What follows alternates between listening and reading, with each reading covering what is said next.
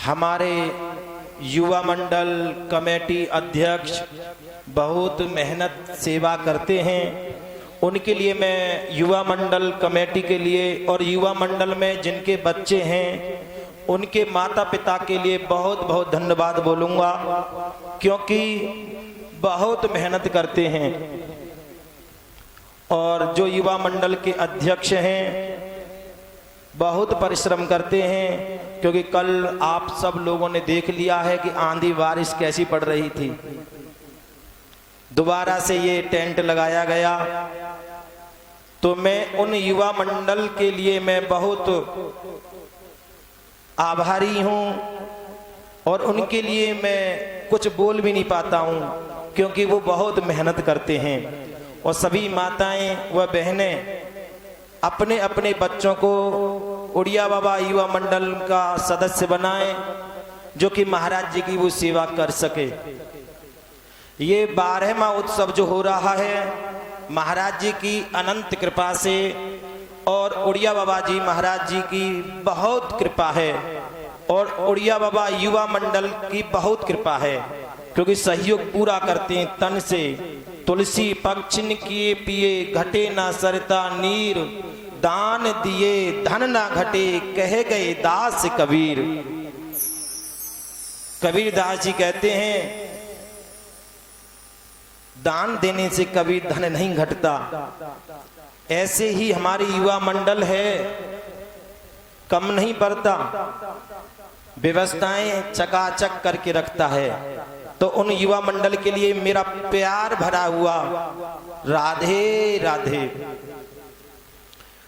आइए कथा से पूर्व 2 मिनट हरि नाम संकीर्तन मन और वाणी को पवित्र करते हुए प्रेम सरोवर में डुबकी लगाते हुए सभी करतल ध्वनि के साथ में कीर्तन करते हुए हे गोपाल राधे कृष्ण गोविंद गोविंद, हे गोपाल राधे कृष्ण गोविंद गोविंद,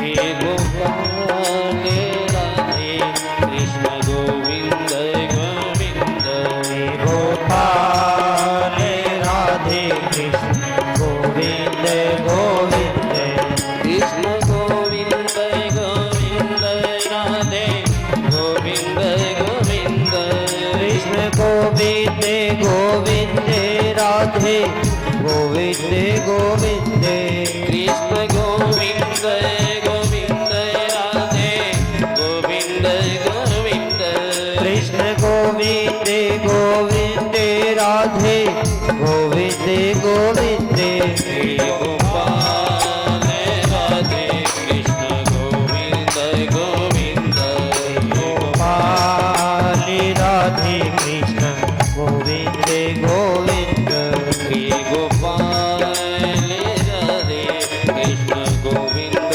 गोविंद, हे गोपाल राधे कृष्ण गोविंद गोविंद, कृष्ण गोविंद गोविंद राधे गोविंद गोविंद, कृष्ण गोविंद गोविंद राधे गोविंद गोविंद, कृष्ण गोविंद गोविंद राधे गोविंद गोविंद, कृष्ण गोविंद गोविंद राधे गोविंद गोविंद, हे गोपाल राधे कृष्ण गोविंद गोविंद, हे गोपाल राधे कृष्ण गोविंद गोविंद, हे गोपाल राधे कृष्ण गोविंद गोविंद, हे गोपाल राधे कृष्ण गोविंद गोविंद, कृष्ण गोविंद गोविंद राधे गोविंद गोविंद, कृष्ण गोविंद गोविंद राधे गोविंद गोविंद, कृष्ण गोविंद गोविंद राधे गोविंद गोविंद, कृष्ण गोविंद गोविंद राधे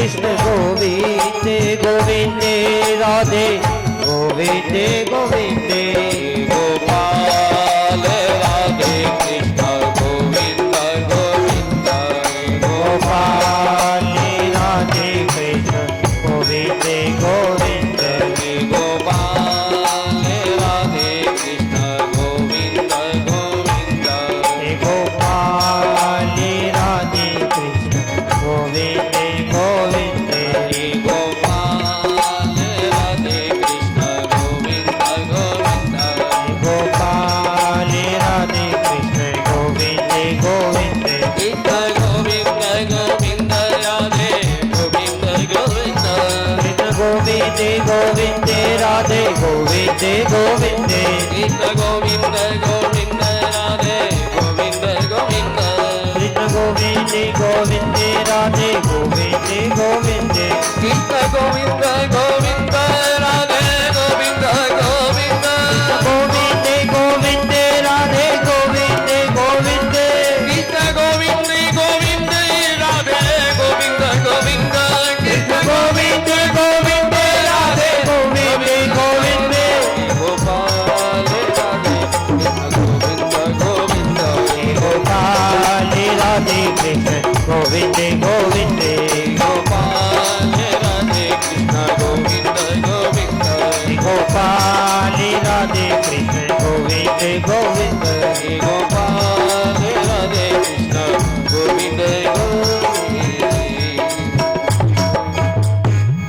बोलिए भागवत महापुराण की जय। उड़िया बाबा जी महाराज की जय हो हनुमान जी महाराज की जय हो गंगा मैया की जय हो यमुना मैया की जय गो मैया की जय गो हत्या बंद हो सत्य सनातन धर्म की जय हो जय जय श्री राधे परम मंगलमय परात्पर अखिलेश्वर अकारण करुणा वरुणालयो भक्तवांछित कल्पतरु श्री तडिंदित विनिंदित पीताम्बरधारी श्री बाल कृष्ण लाल की वांगमयी प्रतिमूर्ति श्रीमद् भागवत महापुराण। भक्तों, भागवत की कथा को कभी भी मनोरंजन की दृष्टि से नहीं सुनना चाहिए।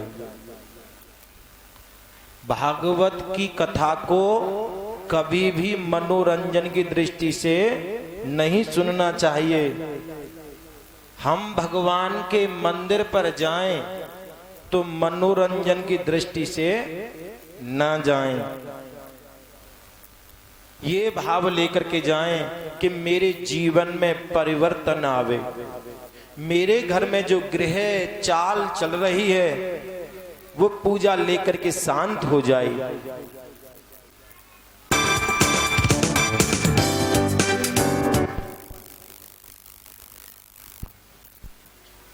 हम भागवत कथा को तब श्रवण करते हैं, एक जन्म का नहीं, अनंत जन्मों के। नहीं तो कितने ऐसे लोग हैं जो ताश खेल रहे होंगे, ऐसे कितने लोग हैं भक्त हैं जो घर में बैठे हैं और कहते हैं कि मंदिर पर हम नहीं जाएंगे, कथा की आवाज तो हमारे कानों तक आनी चाहिए। ये दुनिया का जो साउंड लगा हुआ है इससे कानों में आवाज आती है, कथा घर बैठ करके सुनते हैं। बंधुओं, जो मंदिर पर सुख शांति मिलती है पूजा करने में, वो हर जगह नहीं मिलती, क्योंकि देवता और मेरे भगवान सभी जगह हैं। हरि व्यापक सर्वत्र समाना और प्रेम से प्रकट होए में जाना। परमात्मा सर्वत्र है तो हम मंदिर क्यों जाते हैं? परीक्षित जी महाराज, क्योंकि मंदिर पर शांति मिलती है। जो कहते हैं ना, अरे भैया बहुत अच्छी आवाज आ रही है, कथा यही सुन रहे हैं, जो कथा सुनने का फल भागवत के पांडाल में मिलता है, मंदिर पर मिलता है, वो फल तुम्हें घर बैठ करके नहीं मिल सकता। क्योंकि घर में ना तो बच्चे सुनने देंगे, तुम्हारा मन करेगा पानी पीने का, कभी कुछ करेगा। तो भाग्योदयेन बहु जन्म समर्जितेन, एक जन्म का नहीं अनंत जन्मों के जब भाग्य पुण्य उदय होते हैं तो हम श्रीमद् भागवत कथा, राम कथा, संतों का मिलन, संतों के दर्शन तभी मिलते हैं। और आइए श्रीमद् भागवत कथा का प्रथम श्लोक बोलिए मेरे साथ सभी। जिनको नहीं आता है मन में भगवान श्री कृष्ण की झांकी को बिठा में हृदय में, और ये भाव रखें कि हमारे जीवन में परिवर्तन आवे, कि सच्चिदानंद रूपाय विश्वोत्पत्त्यादिहेतवे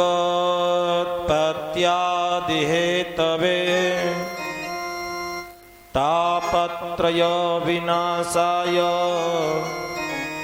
श्रीकृष्णाय वयं नुमः। सच्चिदानंद, देखिए ये व्याकरण से मैं तुम्हें समझाता हूं। सच, धन, चित, धन, आनंद, इन तीनों को मिलाकर के बनता है सच्चिदानंद।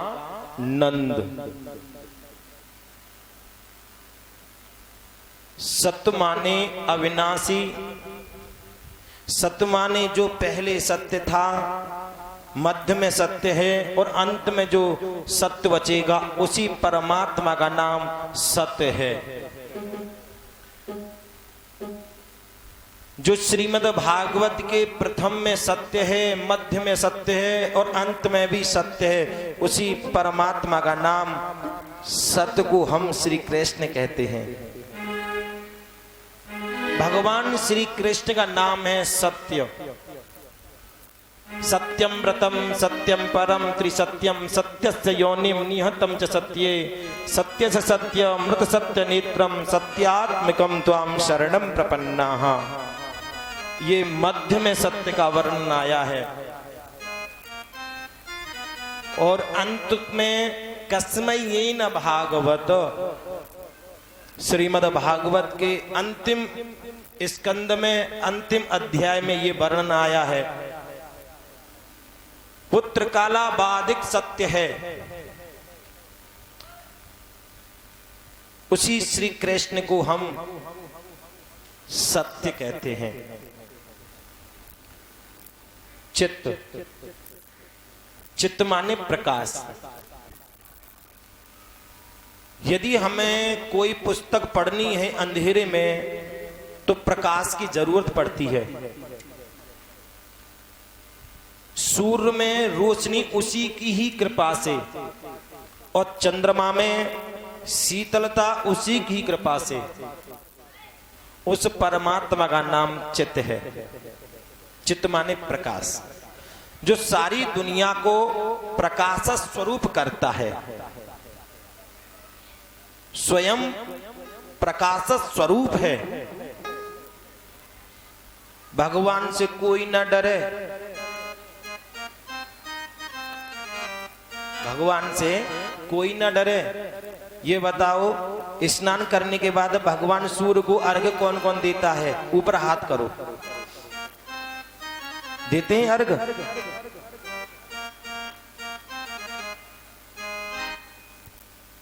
भैया आप भी बताओ, मंदिर पर ऊपर बैठे हैं, सूर्य को अर्घ्य कौन कौन देता है स्नान करने के बाद? और जो नहीं देते हैं ना, उनके हाथ तो नीचे हैं, है ना? जो नहीं देते उनके हाथ तो चकाचक नीचे हैं। देखो, हमें परमात्मा से डर नहीं है, हमें परमात्मा से डर नहीं है, क्योंकि संसार के लोगों से डर है। यदि बिजली का कनेक्शन तुम्हारे घर में नहीं हो रहा हो और तुमने चोरी से बिजली को चलाया है, तो यदि बिजली वाले महकमा से कोई भी सदस्य आ जाए और तुम्हारे मोबाइल से, अपने मोबाइल से फोटो खींच ले, तो तुम एक संग घबरा जाओगे, 1000-2000 रुपया की रिश्वत दे दोगे। अरे भैया हमारा नाम कट जाए, हमारा नाम कट जाए, रिश्वत दे दी। और कभी कभी ऐसा होता है कि नाम नहीं कटता। संसार के लोगों से तुम्हें डर है, तुम्हें भगवान से डर नहीं है। और जिन्हें भगवान से डर है वही चंसूर को अर्घ दे सकते हैं, वही माता चंद्रमा का व्रत कर सकती है। जो चंद्रमा से डरती हो, जो पूर्णिमा का व्रत किया जाता है, करवा चौथ व्रत है, ये व्रत जो किए जाते हैं चंद्रमा को अर्घ दे करके ही भोजन करते हैं। लेकिन नहीं, डर ना है, या बिजली वारे से बहुत डर है। और मैं सभी से कहता हूं, जिस परमात्मा ने सूर्य में रोशनी उसी की कृपा से मिली हो और चंद्रमा में शीतलता उसी की कृपा से मिली हो, तुम उनके लिए 2 चम्मच अर्घ नहीं दे सकते? अरे तुम पर कुछ नहीं आता है तो सूर्याय नमः बोल करके अर्घ दे दो। जिस परमात्मा का नाम चित्त है, मेरे भगवान श्री कृष्ण कहते हैं मेरा नाम चित्त है, जो दुनिया को प्रकाश स्वरूप करता है वो चित्त है। और आनंद, ये मंदिर पर बैठे बच्चे देख चिल्ला रहे हैं, थोड़ा सा इनको शांत करें। घर जाके सोइए बेटा, जाके इनसे कहो घर जाके सोएं, घर जाके सोना घर। बोले गोविंद भगवान की जय। आनंद, आनंद को हम कभी पलट नहीं सकते, और न आनंद का विलोम शब्द है। जैसे रात्रि का दिन, प्रकाश का अंधेरा, विद्वान का मूर्ख, आनंद का कभी विलोम शब्द नहीं हो सकता।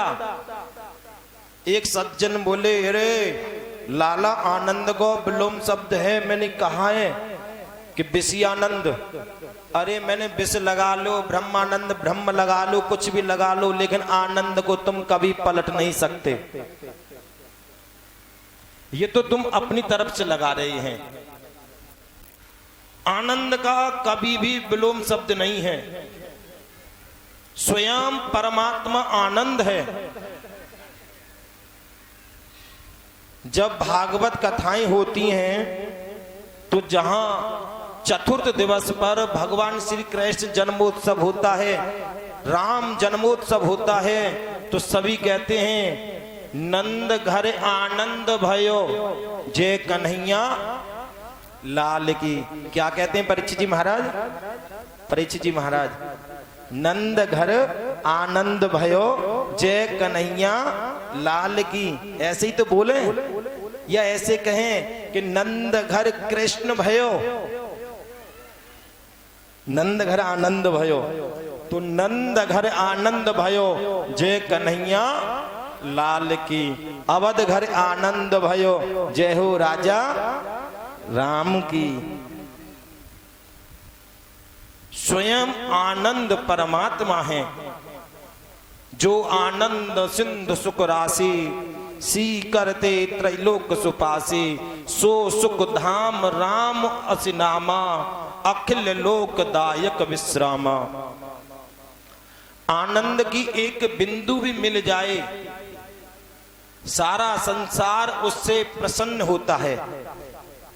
आनंद की एक बिंदु भी मिल जाए सारा विश्व प्रसन्न होगा, लेकिन आनंद कहते हैं पतो काहे से? आहा, चकाचक एसी में सोने को मिल जाए ए विष्णु भैया, और रबड़ी ते आहा पनीर की सब्जी मिल जाए। और हमारे वेदांत में लिखा है जिस सुख को तुम सुख कहते हो ना, वो सुख एक गंदी नाली में कुत्ता पड़ा रहता है ना, वो सुख उसे मिलता है। कौन सा सुख? वेदांत में कहा है कि हम जिस सुख को मानते हैं वो सुख एक कुत्ते को गंदी नाली में सोने से मिलता है। जो भोजन हमें खाने में स्वाद मिलता है ना, पनीर की सब्जी, रबड़ी, चकाचक, डोसा, इडली, समोसे, वो हरी हरी घास खाने से पशुओं को मिलता है सुख। किसको मिलता है? पशु को। काहे को आनंद है वो तो क्षण भंगुर को आनंद है, थोड़ी समय का आनंद है, जीव का स्वाद है वो। और उसको हम क्या कहते हैं? अरे आनंद है। वो आनंद नहीं हो सकता। आनंद तो स्वयं श्री कृष्ण है। भगवान का नाम लेना, भगवान का कीर्तन करना, वह आनंद है। विश्वोत्पत्त्याद हेतवे, जो विश्व की उत्पत्ति करता है, विश्व का लय करता है, उस परमात्मा का नाम विश्वोत्पत्त्याद हेतवे। और तापत्रय विनाशाय, तीनों तापों को विनष्ट करने में, दैहिक दैविक भौतिक तापा, राम राज्य काहू व्यापा। दैहिक दैविक और भौतिक तीन प्रकार के ताप होते हैं। तीनों तापों को विनष्ट करने में जिन श्री कृष्ण में सामर्थ्य है, ऐसे श्री कृष्ण के चरणों में हम प्रणाम करते हैं। और वो कौन कौन से ताप हैं, ये कलयुग के लोगों के लिए बता रहा हूं। कोई तन दुखी, कोई मन दुखी, कोई धन बिन रहत उदास, थोड़े थोड़े सब दुखी, सुखी राम के दास। करोड़ों की संपत्ति है और मन में कभी 1 रुपया दान करने का संकल्प नहीं हुआ। ना गरीब को, ना गरीब कन्या का विवाह हो रहा हो वहां सहयोग किया, जहां भागवत कथाएं हो रही हैं ना वहां सहयोग किया। मैं इसलिए सहयोग की बात नहीं कर रहा हूं कि पैसे की। सहयोग ये भी होता है कि तुमने यहां झाड़ू लगा दी, वो भी तुम्हारा सहयोग है। तुमने ये मैट उठा करके रख दी, ये भी तुम्हारा सहयोग है। भागवत पांडाल में कोई भी अव्यस्त व्यवस्था है, उस व्यवस्था को तुम बना दो तो वो तुम्हारा सहयोग है। कोई सहयोग तुमने नहीं किया। करोड़ों की संपत्ति है, लेकिन मूंग की दाल का पानी उबाल करके पीता है। किसका? या तोरई या लौकी बताएगा डॉक्टर, कहेगा भैया सब चीज की मना कर दइए, चुपड़ करके भी रोटी की मना कर दइए। बोले क्यों? ब्लड प्रेशर हाई हो जाएगा। अरे डायबिटीज हो गई है, मीठा भी नहीं खा सकता। काहे को? तन दुखी, इसलिए तन से दुखी है लोग, कह नहीं सकते किसी से। तन दुखी, कहीं कोई भी सहयोग नहीं किया, कहीं भी जा करके, और अब पछतावे का होते हैं। चिड़िया चुग गई खेत। जय जय श्री राधे। जय जय श्री राधे। खूब चकाचक खा के आए होंगे, तुमसे ज्यादा आवाज निकल रही है अकेले की। जय जय श्री राधे।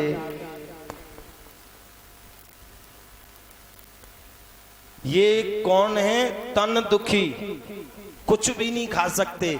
घर में पकवान बन रहे सुंदर सुंदर समोसे, आहा मन कर रो खाने को, और खा ली तो डॉक्टर के जहां भर्ती है जाओ। कोई तन दुखी और कोई मन दुखी।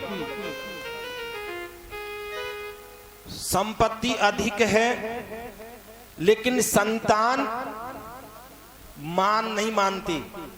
पिताजी माँ बाप कहें, बड़े भाई कहें, इतनी भी नहीं सुनती संतान।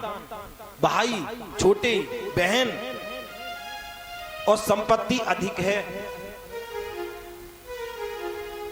कमी किसी बात की नहीं है।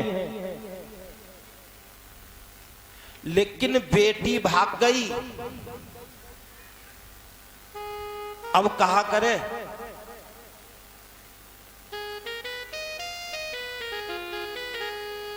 बहुत मन दुखी है। संतान को नहीं सिखाया, जाओ बेटा मंदिर पर जाकर के भोले बाबा को जल चढ़ाओ, बेल पाती चढ़ाओ, समी पत्र चढ़ाओ, भांग चढ़ाओ, धतूरा चढ़ाओ। लेकिन संतान को क्या सिखाया? बेटा पढ़ो जा करके, और बेटा ने डिग्रियां प्राप्त कर ली, अच्छी शिक्षा तुमने नहीं दी तो बेटा ने तो कर ली कोर्ट मैरिज। अब कितने तुम दुखी है लो। तो कोई मन दुखी, मन दुखी हुए नहीं हुए? किसी से कह भी नहीं सकते पैसा वाले। यदि कहेंगे किसी से तो उनकी हंसी बनती है, अरे बहुत बनता था, छाती तान के चलता था, आज या की संतान ने गिरा दिया, देखो अब रोता है। बंधुओं, कच्चे घड़े पर रेखा खींच दोगे और पकने के बाद वो मिट नहीं सकती। मिट जाएगी क्या? नहीं मिटेगी। तो पकने के बाद वो मिट नहीं सकती। ऐसे ही मेरी माताओं, अपनी संतान को अच्छी अच्छी शिक्षा दो, जिससे कि तुम्हारी संतान बड़े हो करके तुम्हारी संस्कृति को ना भूले। कोई मन दुखी और कोई धन बिन रहत उदास। बेचारा दिन भर काम करता है और शाम को घर आता है तो कितना पैसा लेकर के आता है, और उसमें भी एक शहंशाह लेकर के आता है ना। पूरा परिवार दुखी, स्वयं दुखी, और एक कहा लेके आए हुए शहंशाह, और वहां से शहंशाह बन गई। बच्चे परेशान, बीवी परेशान, बहन परेशान, सब परेशान, लेकिन वह शहंशाह से माने गोना इतनी।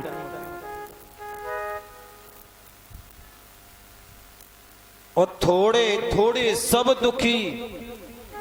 भैया, या संसार में सभी दुखी हैं, थोड़े समझ लो चाहे ज्यादा समझ लो, और सुखी राम के दास।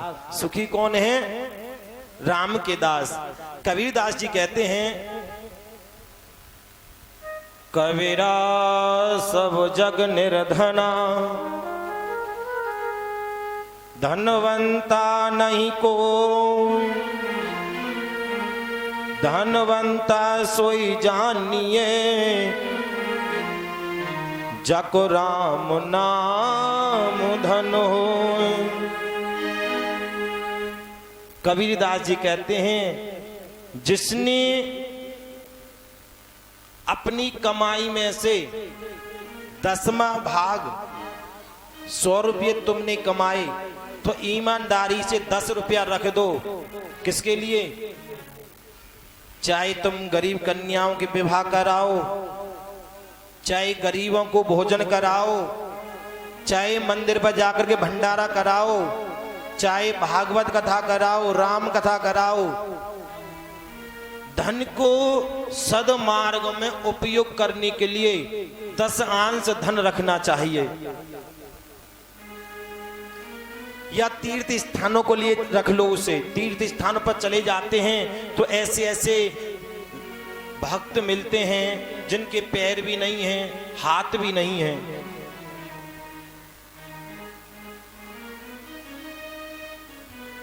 ऐसे में सदुपयोग धन का करना चाहिए। तो ऐसे तीनों तापों को विनिष्ट करने में मेरे श्री कृष्ण में सामर्थ्य है। आध्यात्मिक, आदि दैविक और आदि भौतिक, तीनों तापों को विनिष्ट करने में जिन श्री कृष्ण में शक्ति है, ऐसे श्री कृष्ण को हम प्रणाम करते हैं। हम नहीं, भागवत जी के पहले श्लोक में लिखा है वयम नुमः। जिसने व्याकरण पढ़ी हो वो ही समझा सकता है। वयम नुमः, अहम माने मैं, आवाम माने दो, और वयम माने हम सभी भगवान श्री कृष्ण के चरणों में प्रणाम करते हैं। श्री कृष्णाय वयम नुमः। बोलिए बांके बिहारी लाल की जय। पहले श्लोक की इतनी बड़ी व्याख्या है, और यदि हम अच्छी तरीके से भी व्याख्या पहले श्लोक की करें, एक दिन पूरा लगेगा। और भागवत जी में 18,000 श्लोक हैं। कितने? 18,000। तो श्रीमती निंद्रा देवी भी आ जाती हैं, किसी किसी के सिर पर नींद आ जाती है, कोई उबासी लेवे, कोई पानी पी के आवेगो। कथा तो उसके लिए बताई है, एक आसन बैठ करके कथा को सुन करके अपने जीवन में उतार लिया जाए, उसे तो कहते हैं इसने कथा को श्रवण किया है। और मैं तो यहां तक कहता हूं, जाकी रही भावना जैसी और प्रभु मूरत देखी तिन तैसी। जिस भावना को लेकर के तुम भगवान की कथा श्रवण करने के लिए आए हो, पूज्य श्री महाराज जी के चरणों में ये कथा हो रही है, उड़िया बाबा जी के में, किस भावना को लेकर के तुम आए हो, उस भावना में भगवान श्री कृष्ण और उड़िया बाबा तुम्हारे हृदय में वास करते हैं। यदि तुम गंदी भावनाओं को लेकर के अपने घर से आए हो तो तुम्हें कथा में मन नहीं लगेगा। लग जाएगा मन? नहीं लगेगा। और तुम अच्छी भावनाओं को लेकर के अपने घर से आए हो तो तुम्हें भगवान की कथा सुनने में भी मन लगेगा, और तुम्हें प्यास भी नहीं लगेगी। प्यास भी नहीं लगेगी। आइए श्री सुखदेव जी के चरणों में प्रणाम करते हैं, क्योंकि जो बृहद भागवत की रचना श्री सुखदेव जी ने राजा परीक्षित को श्रवण कराई, क्योंकि राजा परीक्षित को 7 दिवसीय श्राप मिला, तो ऐसे परमहंस श्री सुखदेव जी महाराज जी के चरणों में प्रणाम करते हैं सभी। यम प्रप्रजन्तमनुपेतमपेत कृत्यम द्वैपायनो विरह कातर्या जुहाव पुत्रेदि तन्मयतया तरवोभिनेन्दु तं सर्वभूत हृदयं मुनमानतोऽस्मि। आदरणीय श्री सुखदेव जी महाराज जी को हम वंदन करते हैं, प्रणाम करते हैं। आचार्य श्री सुखदेव जी जन्म लेते ही सन्यास के लिए चले गए, सन्यास गच्छन्तम, और महर्षि वेदव्यास पुत्र पुत्र कहते हुए अपने पुत्र को लौटा रहे हैं। वृक्ष अवनोति, वृक्षों ने आवाज दी, इस बार तुम्हारा ये पुत्र बना है, तुम भी श्री सुखदेव जी महाराज जी के पुत्र बने होंगे। ऐसी आवाज सुन करके वृक्षों से व्यास जी महाराज लौट करके आए। और यदि सुखदेव जी महाराज को कैसे कथा श्रवण करी, भागवत कथा कैसे उन्होंने पढ़ी, ये वर्णन मैं आगे बताऊंगा।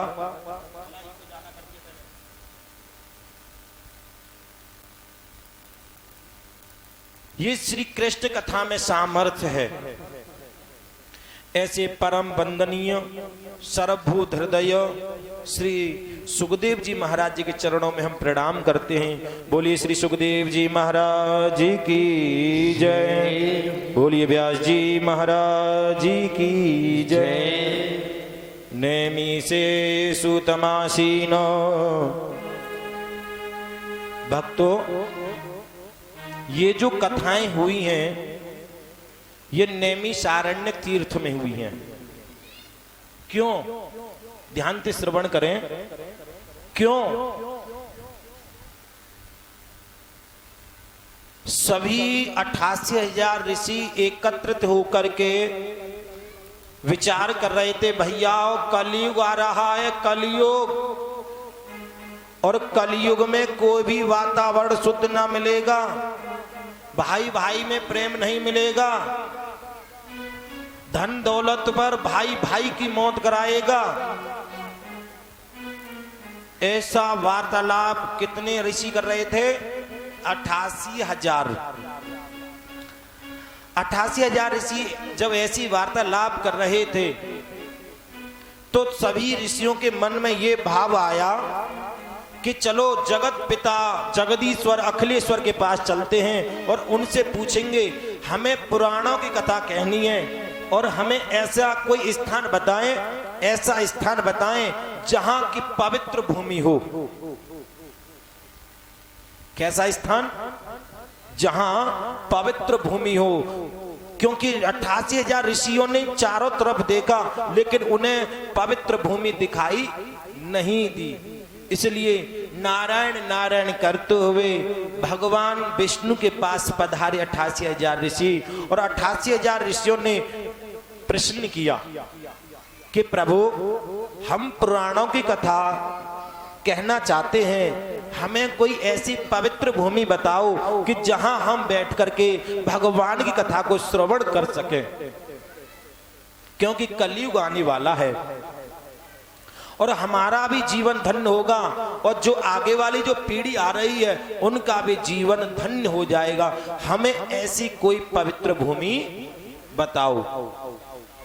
भगवान विष्णु ने मन में विचार किया और कहा, हे शौनक आदि ऋषियों, तुमने मानव कल्याण के लिए बहुत अच्छा प्रश्न किया है, जगत कल्याण के लिए बहुत सुंदर प्रश्न किया है। मैं तुम्हें बताता हूं। देखो, जहां मेरा ये सुदर्शन चक्र गिर जाएगा उसी को तुम पवित्र भूमि समझना। क्या कहा? जहां मेरा ये सुदर्शन चक्र गिर जाएगा उसी को तुम पवित्र भूमि समझ लेना। वही पवित्र भूमि है और वहीं बैठ करके तुम कथा को श्रवण करना। अब तो 88,000 ऋषि पीछे पीछे हैं और सुदर्शन चक्र आगे आगे। देखो, जो नैमिषारण्य की परिक्रमा देके आए हो उनको मालूम है वो चक्र नैमिषारण्य में जाकर के गिरा और जहां गिरा वो पृथ्वी को फाड़ते हुए तल रसातल में चला गया। आज तक कोई वैज्ञानिक उसकी था नहीं पाया है कि कितना गहरा है। तल रसातल में चला गया। आप गए होंगे नैमिषारण्य में, तो वो कुंड है, तो इसलिए वो पवित्र भूमि है नैमिषारण्य। तो वहां पुराणों की कथा हुई है और ये भी पवित्र भूमि है जो पूज्य श्री उड़िया बाबा जी के मंदिर पर कथा हो रही है। जहां महाराज जी का स्थान हो वो पवित्र भूमि है। जहां भागवत कथा हो रही हो वहां पवित्र भूमि है। तो नैमिषारण्य भूमि पर 88,000 ऋषि बैठे थे और एक बड़ी उम्र वाले थे। एक इतने उम्र वाले बैठे हैं जिन्होंने कई इंद्र बदल चुके। मार्कंडेय ऋषि बैठे हैं जिन्होंने माया का प्रलय देखा। करार विंदे न पदार विंदम मुखार विंदे विनिवेशयंतम बटस्य पत्रस्य पुटे शयानम बालम मुकुंदम मनसा स्मरामि। श्री कृष्ण गोविंद हरे मुरारे। हे नाथ नारा, क्या हे नाथ नारा यड़वासुदेवा। थर थर कांप गए मार्कंडेय ऋषि। बट के पुट पर बैठ करके बोले, मोना देखना माया का प्रलय। जब मैंने माया का प्रलय ऐसे देखा है, जो प्रलय होता हो वो कैसा होगा, मुझे माया का प्रलय नहीं देखना। तो मार्कंडेय भी ऋषि बैठे हैं और उनके मध्य में 20 वर्ष वाले श्री सूत जी महाराज जी का आगमन हुआ।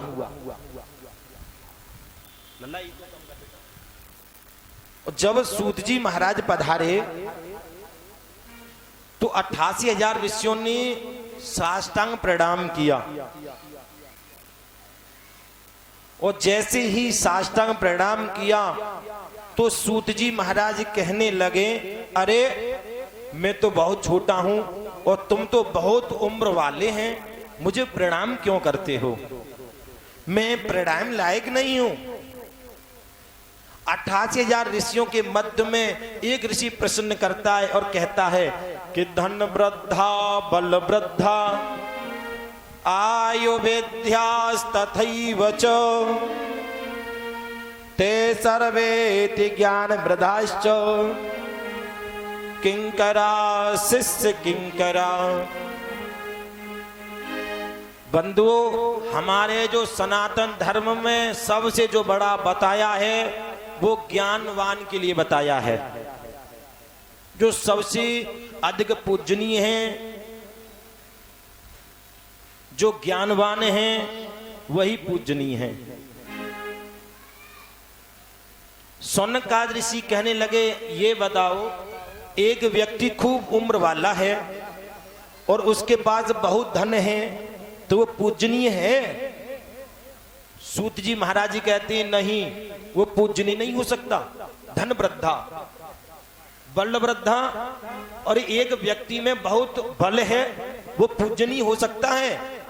बोले नहीं। आयु विद्यास तथैव च, और एक बहुत बड़ा आयु वाला है, वो पूजनीय है? बोले नहीं। बोले कौन पूजनीय है? तो सूत जी महाराज कहते हैं कि ते सर्वेति ज्ञान वृद्धाश्च किंकरा शिष्य किंकरा। जो ज्ञान में बड़ा है वो सर्वोपरि है। शौनकादि ऋषि प्रसन्न करते हैं कि अज्ञान ध्वांत विध्वंस कोटि सूर्य समप्रभ सूताख्यायी कथा सारम मम कर्ण रसायनम।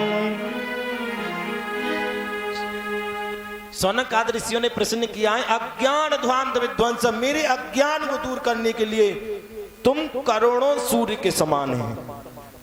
संसार के व्यक्तियों में जो अंधकार भरा हुआ है उसको तुम प्रकाश करने के लिए आप करोड़ों सूर्य के समान हैं। हमें कोई ऐसी कथा सुनाइए। सूताख्यायी कथा सारम, कर्ण अपने कानों से पिएंगे और जीवन में उतारेंगे। ऐसा ना हो यहां सुन के गए, पल्लू झाड़ दियो। कथा 12वीं हो रही है और सभी से पूछ लूंगा, हर साल कथा होती है। ते सर्वेति ज्ञान वृद्धाश्च किंकरा शिष्य किंकरा। इसलिए सूत जी महाराज, आप ज्ञानवान हैं, हमें कोई ऐसी कथा सुनाएं जिससे सुनकर के हमारे श्री कृष्ण के चरणों में प्रेम बढ़े। श्री उड़िया बाबा जी के चरणों में प्रेम बढ़े। कृष्ण प्राप्ति कर्म शाश्वत साधनम तद्वदातु न। हमारे शास्त्रों में हमारे पूर्वजों ने यहां तक कह दिया कि तुम किसी महात्मा पुरुषों के पास जाओ तो फालतू के प्रश्न मत करो। भगवान को तुमसे ज्यादा चिंता है तुम्हारी, भगवान को तुमसे ज्यादा चिंता है तुम्हारी, लेकिन फालतू के प्रश्न करते हैं संतों के पास जाकर के। संतों के पास जाकर के ये प्रश्न करो, मुझे ये पूजा पाठ करना है, कैसे करनी होती है, मेरा उन देवताओं के चरणों में प्रेम है, उनकी पूजा कैसे की जाती है। और जब भगवान प्रसन्न होंगे तभी तो सब कुछ मिलेगा। वैसे तो कहते हैं धन दौलत घर आवे, धन दौलत घर आवे, कष्ट मिटे तनिका, ओम जय जगदीश हरे। कहवे ना कहवे, तुम काय की पूजा कर रहे हो? धन दौलत के लिए? अरे काना तुम आ जाओ तो सब धन तुम्हारा मिल गया मुझे। कान्हा जी जब तुम आ गए तो मुझे सब धन मिल गया, लेकिन इसे कोई ना कहेगो, का कहेगो? धन दौलत घर आवे, या पे तो हम कथा करवे जामे ना, आहा माता बड़ा जोर लगावे, धन दौलत। मैं चुप है जाऊं यहाँ पे आके, सबसे ज्यादा चिल्लाऊं मैं। अरे जब धन दौलत कहा करोगे जब तुम्हारी ये काया काऊ काम की ना है, ये काया काऊ काम की ना है, फिर धन दौलत को कहा करोगे? पहले क्या करो, पहले हमारा शरीर ठीक हो प्रभु, आपके चरणों में ध्यान रहे, तुम्हारी पूजा करने में मन लगे, ऐसी काया को शुद्ध बना रखो। जब मन में और काया में खोट हो तो पूजा करने में कोई भी फल नहीं है। तुमने सोचा कि मैं बीमार हूं तो पूजा करोगे? नहीं कर सकते। तो इसलिए हमारे संतों ने कहा है, संतों का क्षण और अन्न का कण कभी भी बर्बाद मत करो। तुम्हारा थाली में भोजन परोसा गया है, जितना खा सको उतना लो, नहीं तो मना कर दो। अब तो बहुत से लोग ऐसे हैं, चकाचक थाली में भर लेंगे, सब्जी भी ले ली, आहा चकाचक रोटी भी रख ली, और मन में आई वो चीज रख ली, और वहां में 4 रोटी बच गई और वो मोरी पर रख दी। अन्न भगवान दुखी होते हैं और श्राप दे देते हैं, और जो घर में जगह जगह थूकते हैं उनके घर में दरिद्रता आती है। दरिद्रता जो घर में जगह जगह थूकते हैं।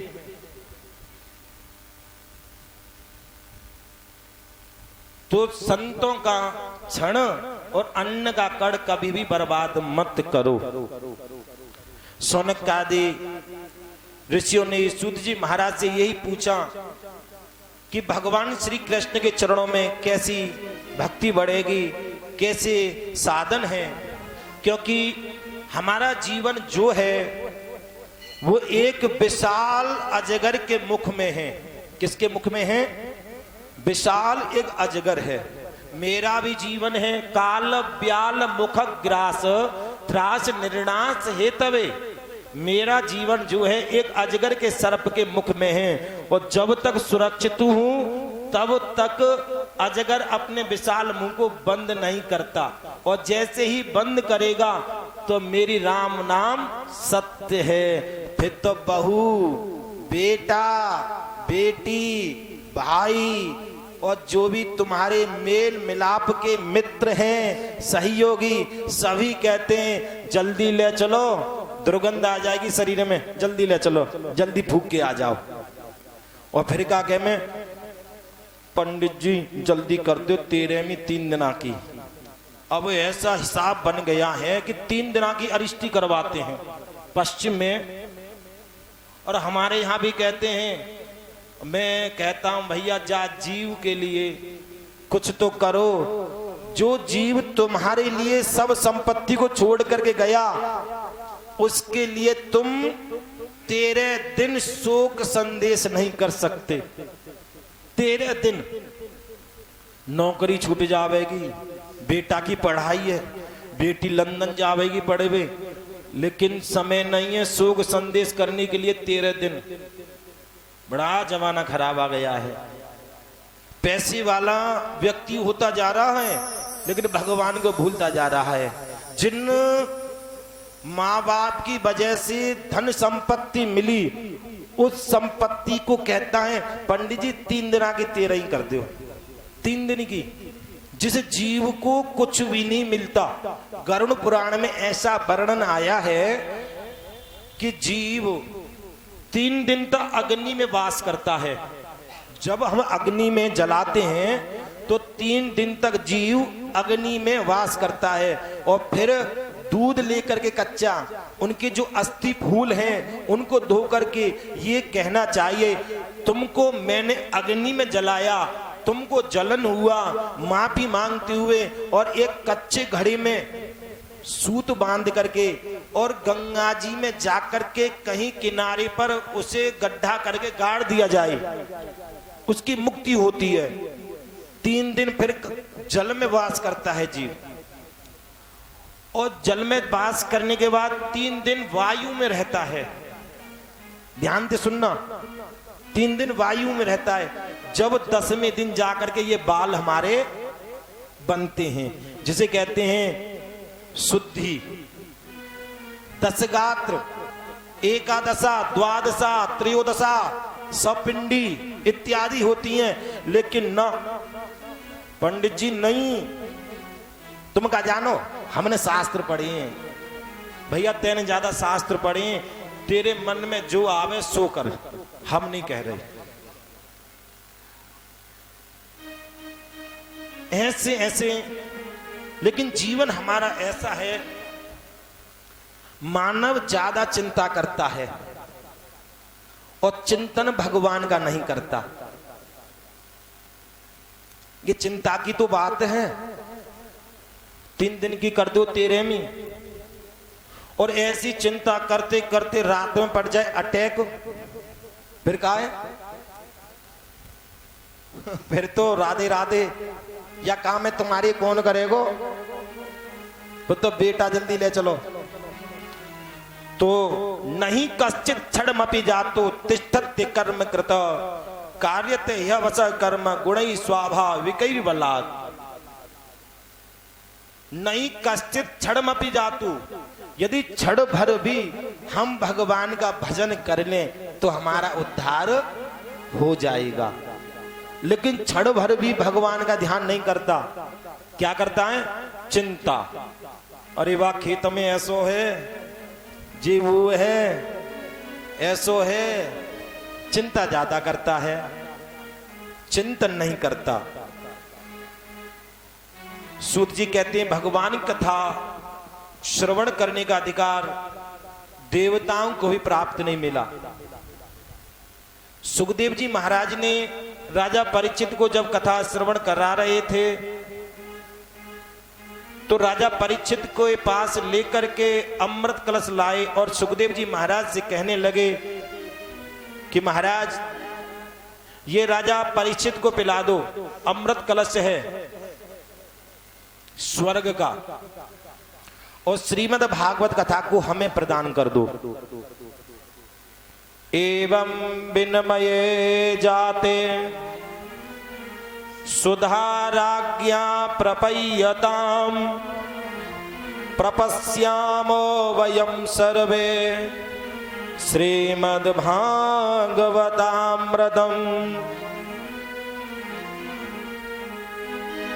सुखदेव जी महाराज ने कहा, अरे देवताओं के मन में कैसा भेदभाव है, कहां स्वर्ग का अमृत, कहां भागवत, और मैं दोनों की बराबरी कैसे कर दूं?